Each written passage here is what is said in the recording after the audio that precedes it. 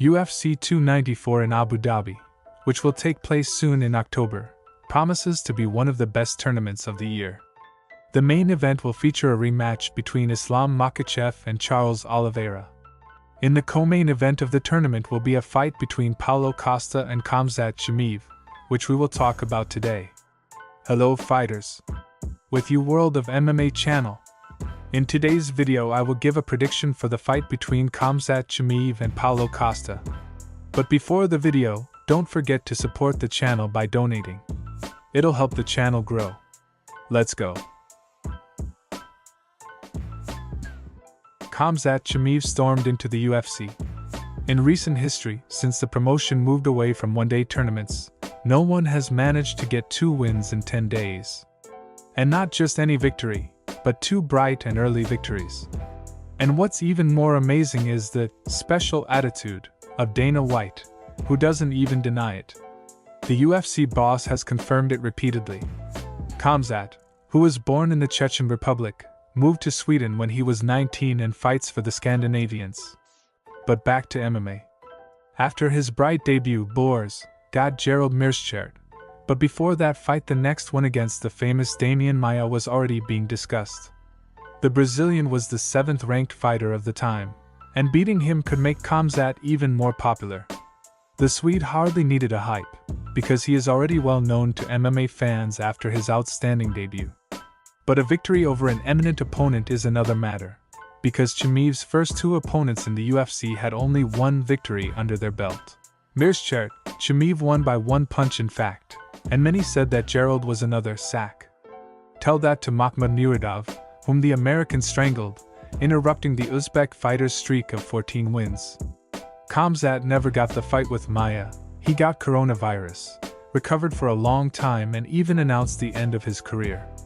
It's a shame, because at that time it was already announced his fight against Leon Edwards, a victory over which would have practically guaranteed Boers a title shot.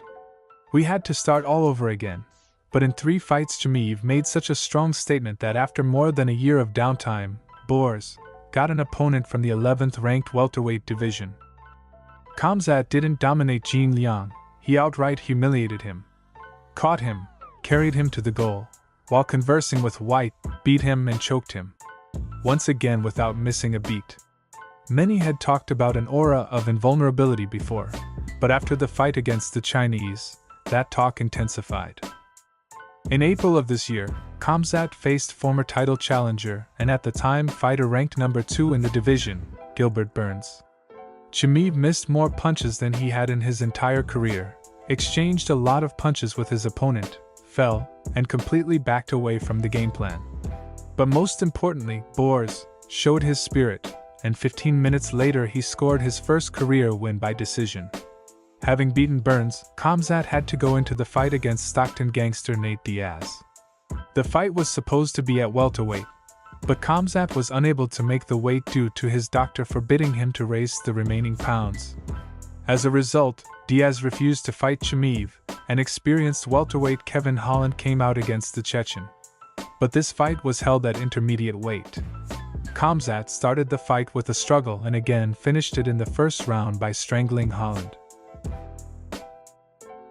The Brazilian, who has a record of 14-2, including 8 fights in the UFC, could have been in the elite much earlier than 2017. After 3 wins at the start of his professional career, he became a contestant on the Ultimate Fighter show, but performed poorly and left the project early, returning to his homeland. But there he quickly returned on a successful course, winning the title in the main Brazilian promotion Jungle Fight. Almost all the successful fighters of that country had performed in that organization at one time. Jose Aldo, Renan Barão, Ronaldo Souza, Fabricio Verdum. After defending his belt, Costa went straight to the UFC with 8 wins, all in the first round. In the same way he closed his debut against McClellan. With 3 more convincing victories, all coming in the second round, Paulo had the most important fight of his career at this point. Yoel Romero is an old Cuban, silver medalist of the Olympic Games in Sydney, the man who few wanted to fight, and those who did, either regretted or were not the same fighters. Costa and Soldier of God fought a 15-minute war, and the Brazilian won by decision. Yes, the judges were scolded here too, but Paulo was the #1 contender. Ironically, when Costa got injured, it was Romero who came out for the title fight. And if the fight with Paulo is one of the best fights of 2019, the 25 minutes the Cuban spent in the octagon against Adesanya everyone would like to forget. More than a year passed, and in September 2020, the Brazilian got a chance to take the title away from the Nigerian living in New Zealand. But that night Paulo was a pale shadow of himself. Or maybe Israel wanted to prove to his critics after his fight with Romero that he was still a bright champion. It took more than one round for Adesanya to knock out Paulo. After that fight, Paulo lost to Marvin Vettori and came back with a win over veteran and former UFC champion Luke Rockhold. Let's start with the Brazilian. Paulo Costa is known for his unique and effective stand-up, which has made him one of the most dangerous fighters in the world of mixed martial arts. His stance is considered a classic example of the Brazilian Muay Thai style, which combines powerful strikes and excellent defense. One of the key features of Costa's stand-up is his powerful right hook. Costa has incredible power in his hands and is capable of sending his opponent to knockdown with one powerful punch. His hook starts with a slight hip movement, then his shoulder and arm are applied with maximum power. This hook can be a deadly weapon, and many of his opponents try to avoid facing this punch. Another important characteristic of Costa's stand-up is the use of his feet. He uses high kicks and low kicks extensively, which creates confusion in his opponents and allows him to control the distance. Costa's high kicks are aimed at his opponent's head, while his low kicks can have a strong impact on the legs, creating discomfort and slowing down his opponent. Costa's approach to defense is also noteworthy. He utilizes active movement and lateral movement to avoid his opponent's strikes. Costa is able to deftly dodge attacks and respond instantly with a counterattack. This allows him to maintain control of the fight and minimize the risk of getting hit. However, Costa's stand-up is not without its flaws. Its activity and aggressiveness can be accompanied by increased energy expenditure, which can affect his stamina during long fights. Also, by staying in open space, he may be at risk from counterattacks from opponents with fighters who specialize in quick and accurate strikes. Now let's move on to Boers. Khamzat Chimaev's stand-up is characterized by his aggressiveness and desire for close contact, making his style unique and dangerous in the world of mixed martial arts. He actively utilizes his wrestling and wrestling decision skills to dominate his opponents. A notable feature of Chimaev's stand-up is his willingness to attack immediately after the fight begins. He enters the arena with a confident stance and immediately starts moving forward. His goal is to establish control of the fight and confuse his opponent. An example of this is his fight against John Phillips, where he immediately began to dominate the fight in the stand-up and on the ground. Another characteristic of Chimaev's stand-up is his willingness to take risks to achieve close contact. He moves forward aggressively and uses hard straight punches and uppercuts to penetrate his opponent's defense. This was evident in his fight with Gerald Meerschaert, where Chimaev quickly approached his opponent and landed a decisive punch. However, Chimaev's stand-up is not without risks either. His aggressive forward movement can leave him vulnerable to counterattacks.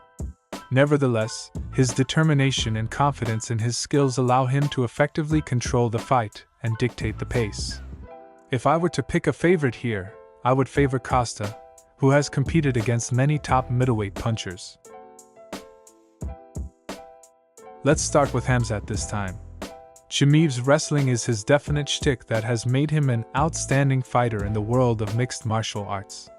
His grappling skills and formidable technique on the ground make him a dangerous opponent capable of securing victory in most fights. One of the key aspects of Chimaev's wrestling is his ability to quickly rush his opponent and execute takedowns. He often utilizes forward movement to suddenly rush in and deliver a takedown.